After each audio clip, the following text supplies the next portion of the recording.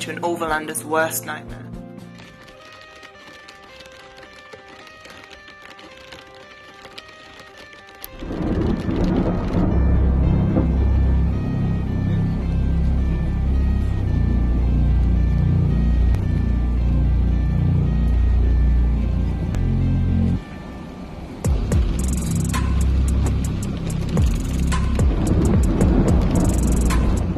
Teetering on the edge of a 200-foot drop, we're just one muddy slide away from death.